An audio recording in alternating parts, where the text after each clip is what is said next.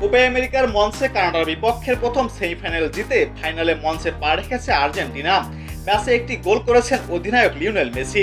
বেশ সাবলীল খেলেছেন আর্জেন্টাইন মহাতারকা। তবে ম্যাচ শেষে মেসি ইঙ্গিত দিলেন এটাই তার শেষ বড় কোনো টুর্নামেন্ট।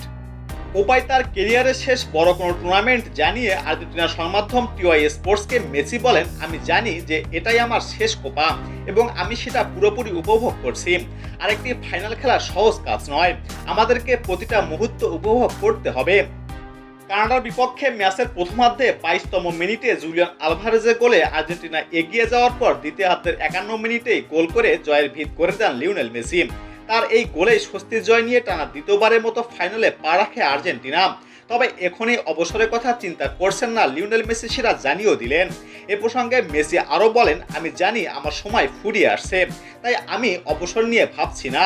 আমার বয়স এখন মাত্র 37, তাই যতদিন খেলবো উপভোগ করে যেতে চাই। মেসি বলছেন কোপা তার শেষ কোনো বড় আসর, আবার সামনে খেলেও যেতে চাইছেন।